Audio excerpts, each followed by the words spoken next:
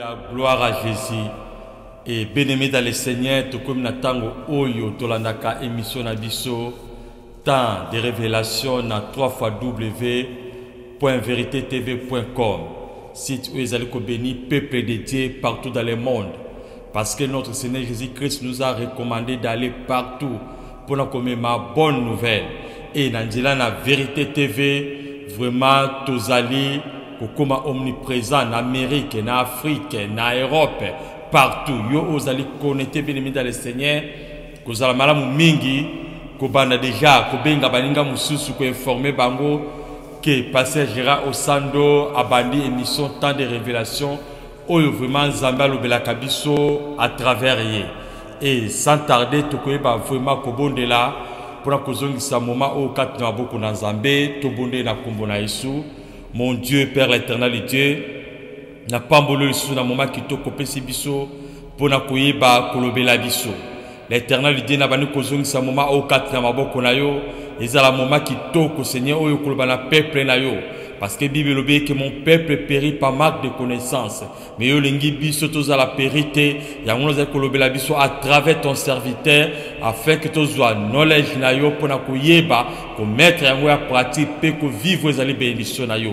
Ya wona bikamo na zongi si connexion nyonso ya internet na maboko na yawe na zingi yango na makila na l'éternel Dieu pe na beleni mo santu ezwa contrôle ya moment oyo.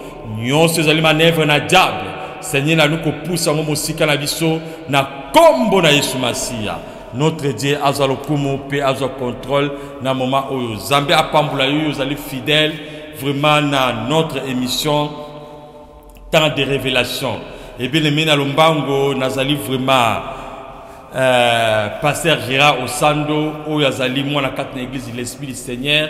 Oh, lelo par la grâce de Dieu, le lengue zamba benga qui mon père spirituel, docteur JP Info Muyoka, pour la bâti église l'Esprit du Seigneur. Et aujourd'hui, par la grâce de Dieu, et tous allés basés à Londres, tous allés dans 3 branches.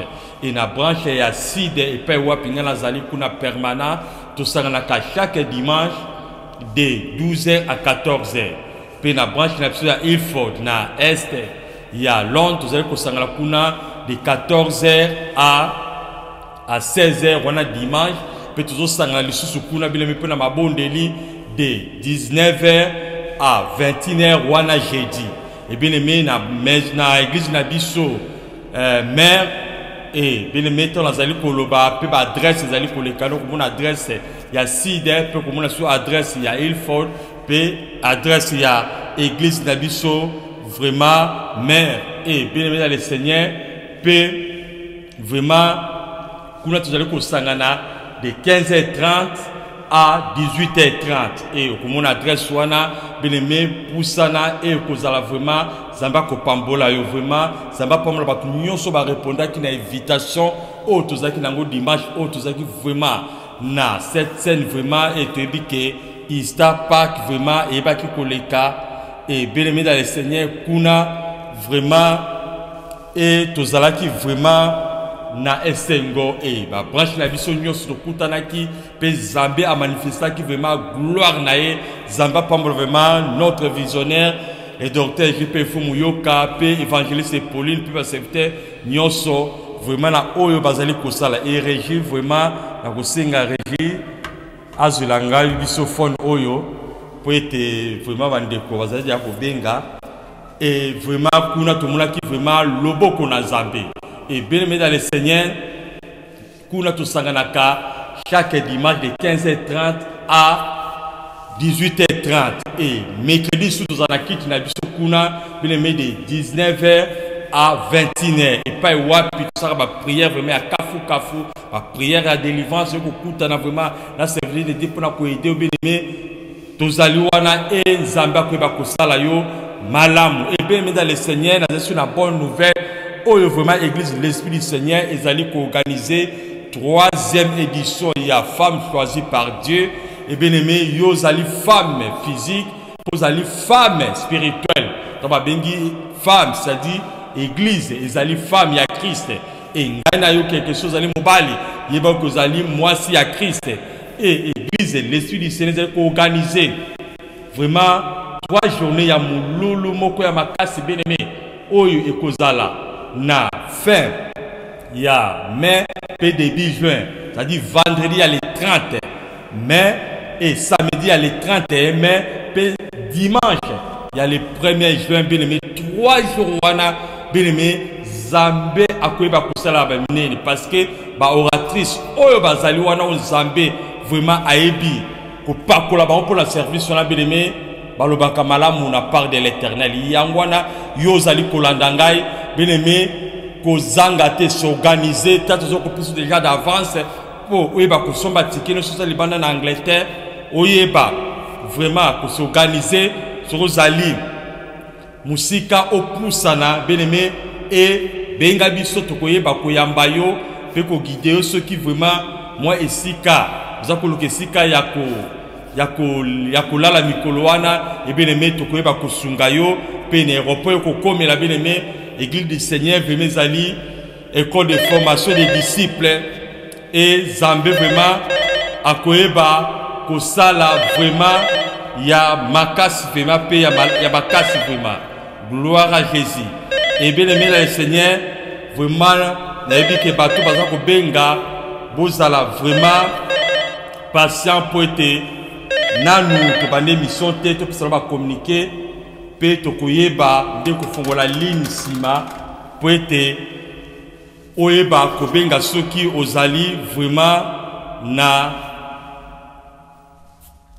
prière olingi ko senga pour to koyeba vraiment ko bondela. Et bien aimé na milulu wana vraiment Zambé akoyeba kosala malamu benga biso bien aimé topesa ba coordonnées pe Zambé akoyeba ko visiter. Et bien aimé lolengo za kolanda ngai a oza kolanda ngai à travers Vérité TV. Et bien aimé dans le Seigneur Vérité TV côté télévision et kuna tena ba programme na biso neti lelo temps de révélation ezaka chaque mardi de 20h à 21h. Et après, bien aimé, vous avez toujours connecté. Et tout une mission à biso, vous avez béni sous peuple de Dieu. FC Cooking, ils ont coupé ça mal à papa, la Francis, bien aimé, parce que vous avez corps de Christ. Et c'est une mission vraiment, talon de Matéka, la moko, vous avez partager yango. Et vous allez connecter, puis émission, vous allez banda après, émission, vous allez bénir. Et bien aimé, vendredi, vous avez une émission, vous allez de 19h à 20h. Il y a diocèse au milieu de louange et adoration et puis Samakana évangéliste Tukelonganga pena 22h à 23h vous avez une émission faites connaître à Dieu vos besoins par des prières et bien maison qu'on puisse les visionnaires et la vérité TV le docteur JP Fumuyoka ou bien qu'on puisse évangéliste international Pauline et Fumuyoka et on a allé connecter bien aimé na problème yo zali nango o no sozali nango bien aimé benga pe Zambé akoyeba kosala malamu tomba basali na Zambé bakoyeba kobondela po na tina na yo pe tozali na émission na biso mosusu lundi oyezali tomonaki lobi tozalaki béni vraiment na mama Bati et yebaki vraiment kotalisa biso vraiment amour na eloko tozali kobâtir et ezali émission oyo elekaka chaque lundi de 18h30 à 19h30 et lobi atalisa biso vraiment était et l'autre ça qu'on bâtit le ligne nous cause d'amour na émission les allez titulé femme sage bâtit sa maison puis wana nous allons vraiment béni na blessing time na 20h à 21h na ancien Mbodouama et bien aimé puis côté radio chaque matin de lundi à samedi de 6h à 7h du matin nous allons na émission na biso prions ensemble. Les prières matinales, les alliés très importants. Le lingue n'a pas côté à Koba et que le banda journée était ça. Pourtant, oyeba vraiment et réjouir vraiment que ba sunga biso vraiment na fond ndé na to ba ke bande ko vraiment ko benga zila na sima de okoyeba ko benga parce que na to bandi vraiment émission te zila so si ba communiquer do bengi pe to koyeba vraiment ko sungayo et bien aimé p côté radio 6h à 7h du matin oyo vraiment toyeba kakubondela ensemble les de lundi à samedi p chaque lundi tu es sur la prière et à soir oyo vraiment ça ko kambama na ancienne zozo et bien aimé ils allaient de 23h à minuit. Vous savez que là, la bien-aimée, na oxonioso ya prière peut que par cause de la révélation que uta et pas dans Zambé. Et bien-aimé dans le Seigneur, donc que par kobanda émission na biso o ezali tant de révélations. O bande ko nyonso bazali vraiment fidèle quand na émission o yo ba que 3 semaines passées, vous allez kolobela natina il y a langage de Dieu. Et verset principal na biso ezali na Job 33 na 14 à 15. Pour ne pas voir Bible lobby, Dieu parle tantôt d'une manière, tantôt d'une autre. Dieu parle par des songes, Dieu parle par des visions, Dieu parle par des prophéties, Dieu parle par des écritures. Vous voyez, la Bible, Dieu parle par la musique chrétienne, Dieu parle par voix audible. Et bien aimé, pour être comme la tango, oh, moi, dans la Zambie, c'est que le tambula na révélation. Le lengue no tambula na révélation, ceux qui ont ébi langage na Zambé, gloire à Jésus. Et bien aimé dans le Seigneur, tu vas là vraiment na tina ya langage na Zambé. Et tout le monde qui va langage mususu, le lengue na lobby awa dans des traductions et tout détail qui déjà ba langage mususu. Et ça mardi tu koleka tout le qui na langage oyo zali ya songe, c'est-à-dire bandoto. Et tout le monde qui est Zambé alobela kepe alobela kape bana na ye nanzila na bandoto. Pe na beta ki sete avana kenena langage mususu na yekoloba eke bien-aimé dans le Seigneur ko néglige kandoto na yote parce que zali moko ya langage la Zambé oyo Zambé alobela kapepe na ye et na ba langage mususu zali moins difficile pour mutu mususu peut-être ayeba kozwa c'est-à-dire à comprendre le langage de la mère bandoto bien-aimé eza ba païen eza la ba chrétien eza la mutu nyonso zateka koza la pasteur mais mutu nyonso alotaka ingo bateka koza la prophète mais mutu nyonso alotaka et ezali moko vraiment on Nzambe atilisaka pona kolobela peuple naye gloire à Jésus et les loto comme la susu langage ya sika moko su ya langage oyo poto poussa vraiment na basenima la biso ezali langage la Nzambe et que moko na biso akiyeba ko comprendre ezali langage la Nzambe pe ayeba vraiment ko continuer pe ko salela yango ko sala attentif afin que a comprendre ezali langage la Nzambe. Alors lelo langage ya sika otento ko mona ezali vision. Alléluia. Vision. Et bien aimé, vision ezali nini? Vision c'est quelque chose qu'on voit dans les temps d'espace ou dans temps second. C'est-à-dire vision c'est eloko yo mutaya ko mona on attend ou ya comme na temps espace to ko mona temps espace ezali nini? On attend même mususu c'est-à-dire temps second. Et le lengi nazali awa na temps moko mala metam mutakoma na temps second et bien dans le Seigneur a commis na étape moko ou bien na dimension moko ou ya ko mona vision et tout ko expliquer et na lobi que vision c'est quelque chose qu'on voit dans les temps d'exact ou temps second. C'est une citation par laquelle l'esprit de personne en espace voit et écoute des choses que d'autres gens autour d'elle ne peuvent ni voir et ni percevoir à cet instant-là. Alléluia. Et bien, les méthodes, comme on a vision, on a expliqué dans l'Ingala, on a écouté dans l'Ingala, et Ezali,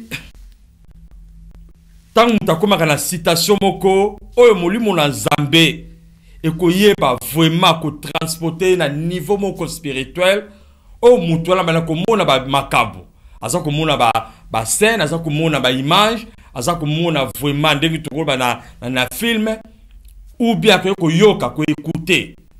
Et bah monsieur eko zakara vision, monsieur zakara image, mais vision monsieur eko zala accompagner na son na pesa ko yoka vraiment mutu azali koloba obe ozali komona pe ozako yoka yango.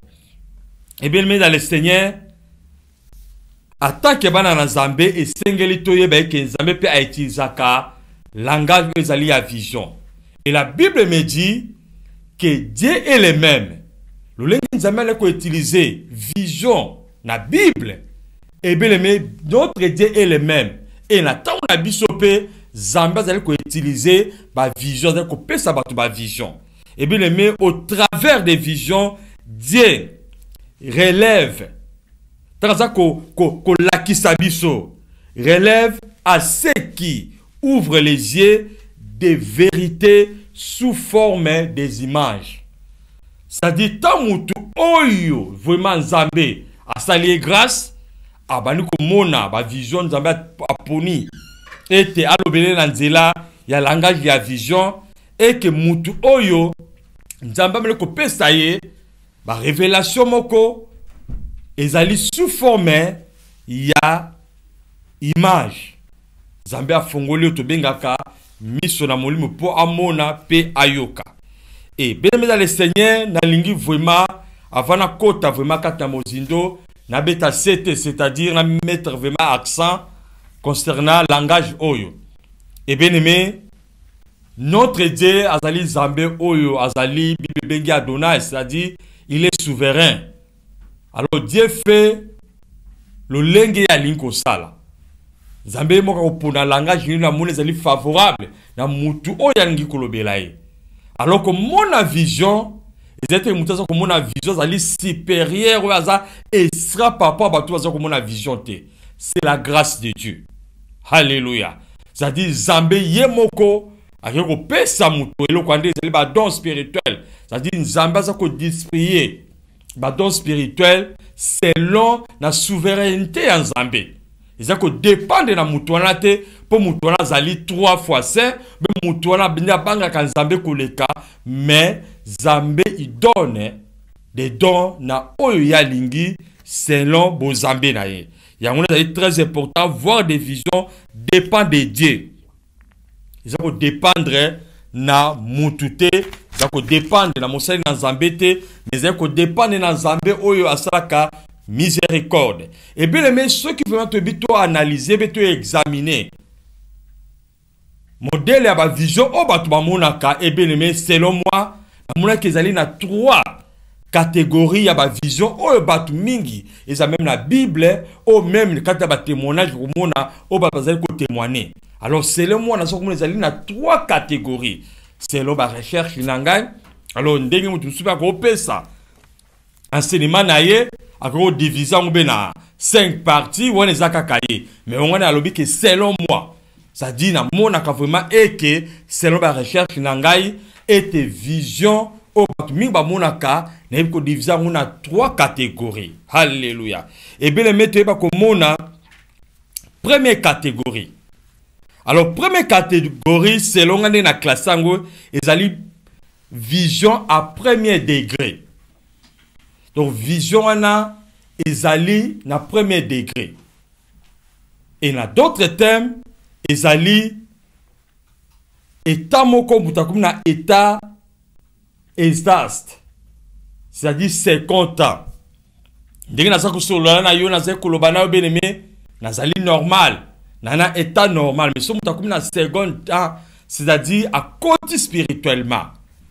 Et beneme na ekolo ba susu eke vision ezali bandoto te.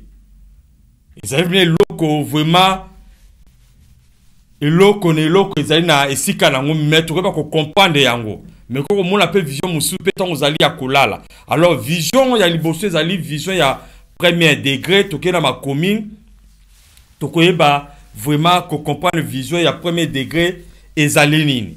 Et aux ma commune ensemble na mokona na Actes des Apôtres na verset 10 pardon na chapitre 10 tout dans verset 9 à 16.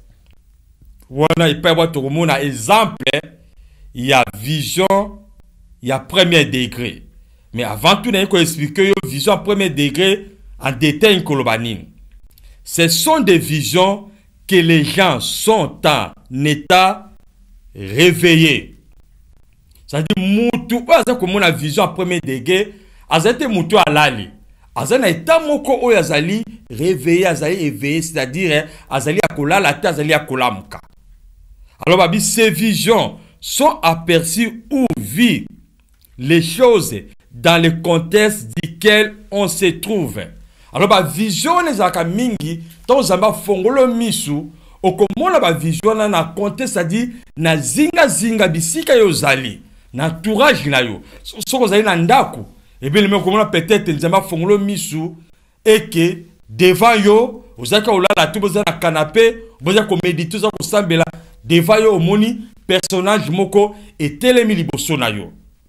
Et wana ba bengi yango vision ya premier degré. Et tout qui na ma communauté na loba qui na Actes des Apôtres na verset 10 na chapitre 9 et to kitati na 16 ndenge nzamolimo na nzambe kosunga biso. Bible lobi les lendemains comme ils étaient en route et qui approchaient de la ville, Pierre monta sur les toits vers le 6e heure pour prier. Alléluia. Et on a bien aimé dans le Seigneur, dans la prière, ils ont très très important. Alors, Bible lobi est que vers 6e heure, Paul a mataki na toit, c'est-à-dire na balcon, ben na terme mususu, pour la kosani, pour na ko prier. Alléluia. Et Bible continue par lobi, il faim, c'est-à-dire ayokinjala, et il voulait manger. Alléluia. Alors, je te dis que Moutsoro Kinzala, on commandait quand même, bah, il y a quelque chose après avoir prié, vous êtes en présence dans Zambé, pour tout ça, comme manzo, tout ça dit, vous êtes dans moto, nous allons koya, mais pexamité et sengil olia. Alors, apporte Paul avait recommandé, ça dit, balambele-moi quelque chose. Et Bible continue. Pendant qu'on lui préparait à manger, il tomba en extase. Alléluia. Babi, pendant qui on préparait quelque chose pour naïe, alors il a tombé en extase. C'est-à-dire, tant que il y a un balcon, si qu'on s'embête, qu'on médite peut-être, na makamboza qu'on s'embête tant que serviteur de Dieu, qu'on médite na oya qu'on sala, qu'on médite na on zambé, à que qu'on l'obélaye, babi tout à quoi là la quitte, babi 6e heure, c'est-à-dire pour tout ça, pour venir à 18h, c'est-à-dire azalaki vraiment. Yakola la te na balcon ba vandi na kiti ba vandi soki ne loko avandi la ki babi ke a tombé, c'est-à-dire na état de ça, c'est à la côté na 50 na thème sur ko ba eke animbi wana linga, c'est-à-dire au moins tout faire na kiti boye oza ko méditer au nimbi au côté na état moko de stas. Et Bible continue balobi, il vit le ciel ouvert et un objet semblable à un grand nappe attaché par les 4 cônes qui descendait et s'abattait vers la terre. Alléluia. Et ce qui est vraiment assez, pourtant vraiment zalité, autant que vraiment partir à 9 à 16, et n'est qu'à expliquer bien aimé afin que vous comprendre. Et j'attends à yo tanga vraiment verset oyo, et bien balobi et que tant y a kota qui na second temps, ça dit abani ko nimba. Onimba te beza kola la te. Moussa rose a vision mais na 4 na bis. Et Moussa rose a vision mais na 4 na train. Moussa rose a vision même bien aimé à sambela zana canapé boye. Bala moko a sente bani ko nimba. Et tout à coup babi ke amoni ciel et fongwami. Et tant amoni ciel et fongwami amoni loko moko izneti. Nat ezali ko kita. Pe kuna ba biloko moko ezalaki, ba nyama moko o selo tradition ya Pierre, ba ne ko le ba biloko wana te. Le clan Magoro de Biloko Moko Zaki empire, c'est l'autre tradition à Bango dans l'époque. Peut-être, le Moïse et Pexé que les Biloko Wana. Pe ayoki voit Moko Zeki Kolobanaye, Pierre tue et mange. Et alors, il y a le but, oh, mais ngai, naebi eke, et pas la biso la tradition la biso, Biloko Zali empire, n'a quoi lié en côté. Et le n'a pas plus exemple la biso, par exemple biso mingi, bah Congolais par exemple. Tout l'air à niaouté, tout l'air à mboité. Mais mon vision, moi, parce que boma niaou, boma mboa ou lié yango. Et apôtre Pierre, Bible lobi eke, a mon vision wana 3 fois. Alléluia. 3 fois. Et lobi eke boma yango, lié yango.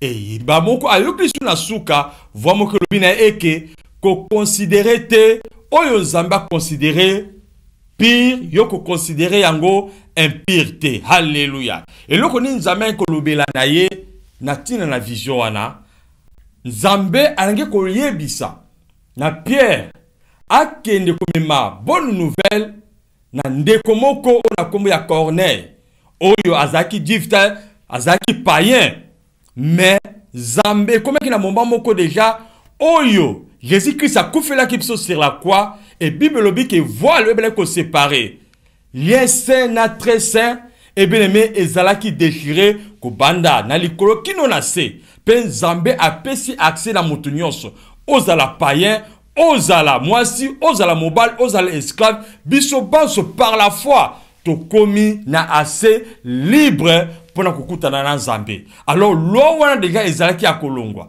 mais Pierre nan ba kopena ki loi wana te bon ba deko considérer batu nyonso bazali ba juif te lokola bazali impire bakoko solo na bango te bakoko lien na bango te bakoko kotala ndaku na bango te on a Nzambe alakisaki vision o ya premier degré alalaki te mais azali konimba boy amoni vision wana Nzambe alobi na ye o Nzambe considérer pire yoko considérer yango impire te yango lezo kolana na poko na lobi na média le Seigneur yo o peut-être ko mona ke ngai vraiment moi sandumba ngai ndoki na lia bato ebele ngai na sala boye est-ce que Nzambe ko considérer nga le bien-aimé tant que ozali na bon moy yeba ke pa na Nzambe ezali trop tard te tant que ozali na bon moy bien-aimé pas na Nzambe répands-toi seulement bien-aimé ya que pa na Nzambe Nzambe ko zwa yo tumna ki Yesu Masia akufa ki sur la croix bien-aimé aboko nezaki ya ko panzela pona ko yamba mutu nyonso oya koye pa na ye yangona yo pe bien-aimé dans le Seigneur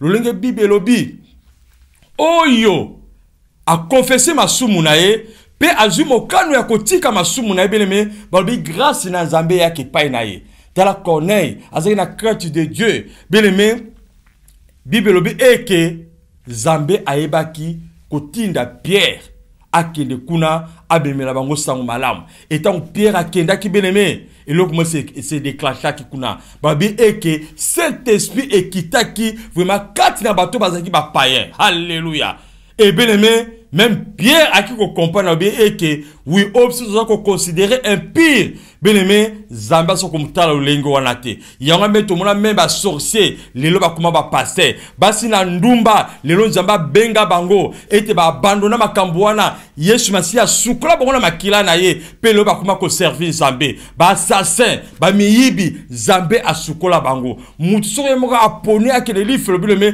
pour tazala motema ya incrédulité yemoka ko se repentite yanga Bible lobi ke soki oyo ki voit na ye bien-aimé n'indixez pas vos cœurs mais yo ka bien-aimé kota katina yo zwa mokano ko abandonner yango pe okomona loboko na Nzambe et bien-aimé dans le Seigneur wanezali vision ya premier degré toke na break za tu connecter et te ko zonga pona ko kende su komona ba vision mususu à tout à l'heure.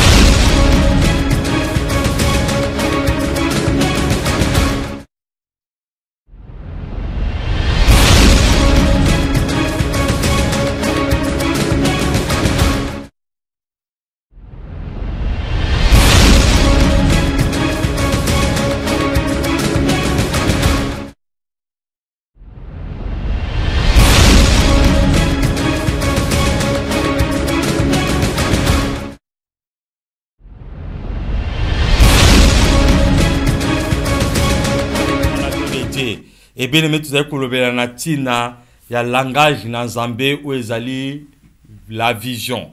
Et tomoni première vision ya premier degré. Et bien aimé totangi na mokanda na Actes des Apôtres 10 9 à 16 et pas wapi apôtre Pierre amonaki vision, mais vision wana ezaki catégorie mo to benga ngo vision ya premier degré.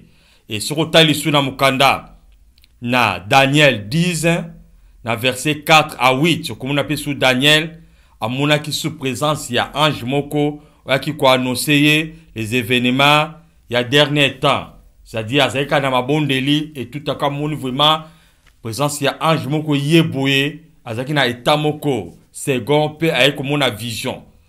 Et bien aimé toke sou komona sou poto le kana na vision ya deuxième degré toke na mokanda ya 2 Rois chapitre 6 na verset 17 kuna Bible lobinin. Élisée priant et dit: l'Éternel ouvre ses yeux pour qu'il voie. Et l'Éternel ouvrit les yeux du serviteur qui vit la montagne pleine de chevaux et des chars de feu autour d'Élysée. Alléluia. Et bien aimé dans le Seigneur, après moni vision oyo serviteur ya Élysée à monaki ezaki vision ya premier degré. C'est-à-dire à côté qui na état second. Et bien aimé tu es histoire Élysée vraiment roi banako tinda et te bazwa Élysée akita bisiki azalaki pour être roi zaki na besoin nae. Alors le quoi banako tinda ba soda ebele. Alors serviteur ya Élysée yana ko mona te makambo banako le cas spirituel. On a bien aimé attaque yo sali chrétien so kolanga na poko na lelo. Yo sa mona na Nzambe Bible benge ke tozali bana ya Nzambe. C'est Jésus-Christ azali roi des rois. Et puis azali ba prince ba princesse. To ebe ke sika nyoso prince atambola ka bien aimé azali accompagné na ba garde. Et sika princesse azali accompagné na ba garde. Yebe ke bien aimé dans le Seigneur bisika nyoso yo zalaka. Peut-être que vous avez physiquement, vous allez yomoko, mais que spirituellement, vous allez accompagner naba ange pe présence dans Zambé zaliwana. Et bien aimé, serviteur à Élysée oyo, tanga moni ba soda physique ba tinda ki ba ko kanga bango, ezaki ya kubanga, ezaki na paniqué. Et vraiment Élysée, azaki na mission ya molimo, et ba ki Zambé ne azali ko servir parce que Bible obise celui qui est à nous est plus fort que celui qui est dans le monde. Alléluia. Et Bible obili susu. Avec Dieu nous ferons des espoirs. Mais mettons bien que ça ko tambola na Nzambe bien aimé ata problème yé bien aimé ko bangate parce que Nzambe na yo azali kati na yo. Alléluia. Et bien aimé azaki paniqué pe Élysée a ebi ko bondela Nzambe po afongola emiso. Bible obi eke Élysée pria et dit à l'Éternel: ouvre ses yeux pour qu'il voie. Alléluia. Bien-aimé, Zamba ke ko fongola omisu pour au monde des choses spirituelles. Bien-aimé, serviteur ozaki akolala te. Nena bi eke vision à premier degré ça te ko za kolala. Azala ke veya azaki akolamuka. Mais mosali na Nzambe albondeli pona tina na ye afin que misu na e fungwama. Et tant Nzambe l'Éternel Dieu, les nabi que prière nyonso on Nzambe ayokaka, Nzambe répondaka. Pe Nzambe abiko répondre accorder prière mosali na ye. A fongoli mission à serviteur na ye. Et bien quoi bazaki na montagne, a moni bien aimé, quatre la montagne, et